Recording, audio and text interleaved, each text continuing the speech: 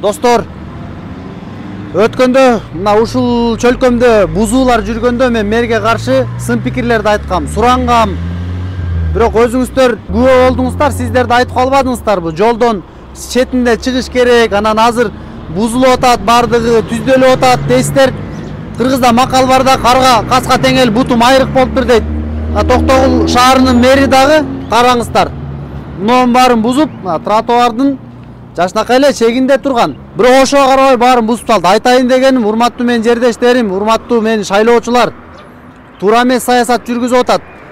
Президенттин жарлыгына таянып, мына трассадан алыс болуш керек экен дейт. Алыс эле болуп турбайбы? Биринчиден. Экинчиден, жергиликтүү өз алча башкаруу органы жөнүндө мыйзам бар. Ал жерде бардыгын тең караш керек дейт. Тең карабайсыздарбы, урматтуу мэр? Буспайсыздарбы могу? Байлардын дагы мынакей соодасы жүрүп, окаты жүрүп, кредити жок, санаазы тынч, жашнакай окат кылып атып, буспайсыңар бардыгын бирдей кылыпчы. Бирдей шарт түзүп бериш керек да бардыгына, анан кийин алың жеткенин баары эле бузуп коюп, сурангам мен, айткам.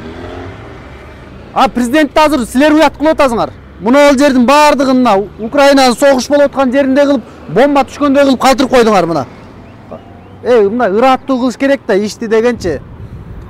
Анан менде эми эл билбей калышы мүмкүн, бирок менде маалымат бар да. Кайсы акчага кыласыз, урматтуу мэр? Бюджетте акча жок да. Бардыгын анализдеп көргөзүп берип атам го. Курулушка бардыгы кеткен. Биз кеңештен бекиткенбиз. Кайсы акча менен курасыз? Жеке ишкерби? Булар жеке ишкер болбой ким болуп атат? Куруп берем дебедиби булар деле? Жо мэриядан жашнакай кылып бак отургузуп бир жалпы колдончу жай кылам десеңиз, анда айтмакмын. Сиздики туура деп. Бул жаатта туура эмес сиздики. Эмне деп мен туура дей алам?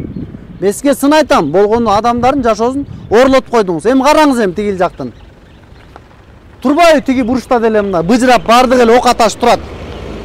Ошолор мына атайсы жакын болушу мүмкүн. Бул алыс эле болуп турбайбы мына тротуардын эле биягында болуп турат мына.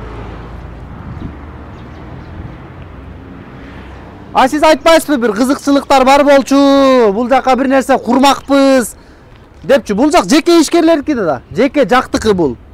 Эми мыналарды мындай жылдырып эле окат кылсак болмок да.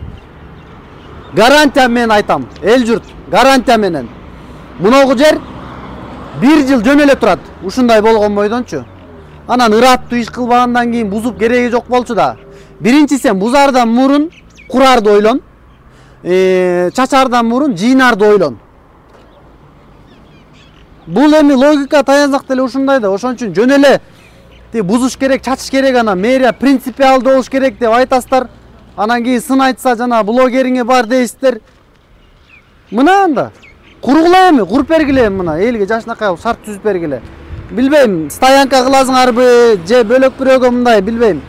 Агаражып айтып тозуп, ёлко тургузасыңарбы, көрөйүнчү эми эмне кылат экенсиңер. Кылып коймок да эл катары элечи, мына могул жактын баарын бирдей саясат кылбайсыздарбы, бардыгын бузбайсыздарбы? Бузуңуз, алда жакта заправка мыйзамсыз, рейстин жанында турат, Россия заправка. Бузуңуз, кыйын экен сиз ошону. Мына жакта Калгожо деген аксакал бар, жолду тозолгон. Бузуңуз ошону. Кайра бизди какшатпай, кыйын болсоңуз. Анан кийин элди кыйнабаш керек да, мына эми. Турат жөн эле, таштайсыз ушул мойдончу. Ушул мойдон кетесиз анан кийин. Угуп коюш керек да, айтканды угуп коюш керек. Сын айтса анан кийин кыжалат болосуңар.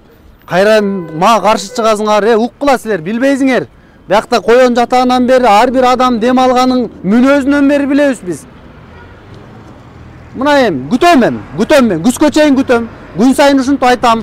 Мына жетекчилер республикада, министрликте жетекчилер мына көрсө айтсын, ушунучу көрсө. Не деген берге мындай кылып согуш талаасындай кылып таштап койду деп айтсын.